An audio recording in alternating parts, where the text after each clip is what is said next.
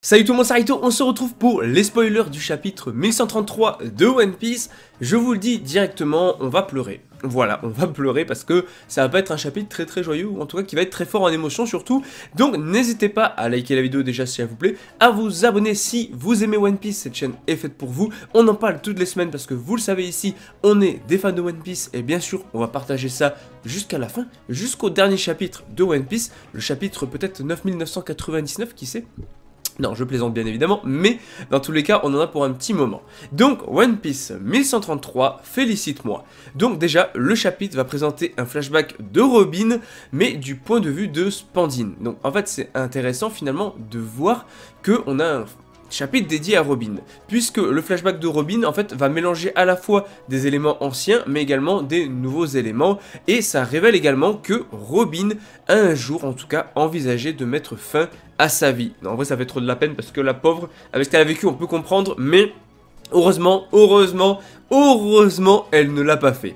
Donc on a les chapeaux de paille qui vont se rendre à l'endroit où se trouve Saul, à l'aide du coup d'un vaisseau de brume alimenté a priori par les nuages. Voilà, le vaisseau peut voler en fait directement dans les airs, et en fait Lilith va expliquer que la technologie de Vegapunk fonctionne à Elbaf grâce aux conditions atmosphériques uniques. Voilà, donc vraiment je pense qu'Elbaf c'est une île très particulière où il a l'air de se passer pas mal de choses assez spéciales et tout, donc on verra.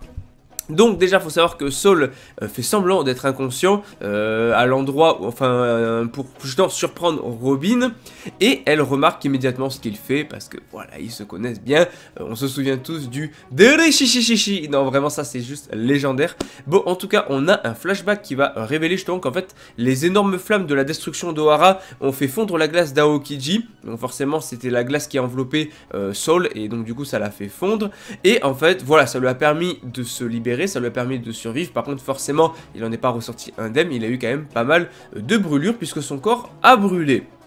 Alors est-ce que c'est lui l'homme à la brûlure, je sais pas. Et finalement au point culminant du chapitre, on a Robin qui dit en larmes à Saul: est-ce que tu peux me féliciter d'avoir survécu aussi longtemps? Je vous jure, j'ai juste du texte sous les yeux, j'ai même pas le chapitre que j'ai déjà les larmes aux yeux. Imaginez quand le chapitre va sortir.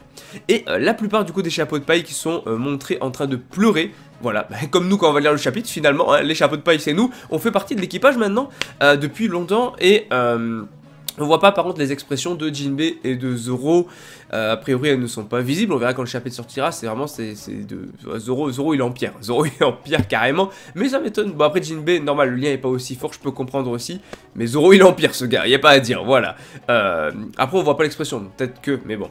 Donc on a Luffy qui va regarder Robin et Saul, du coup forcément il va regarder les deux, il va regarder la scène avec un grand sourire. Le voilà, le dieu du soleil Nika, le voilà, le grand libérateur qui est là pour sauver tout le monde et apporter la joie, puisque Bonnie maintenant elle est heureuse, Robin elle est heureuse, et tout ça c'est grâce à Luffy, encore une fois, oui, tout ça c'est grâce à Luffy. Donc malheureusement pause la semaine prochaine, mais trop hâte que le chapitre sorte parce que on l'oublie pas, One Piece c'est la vie.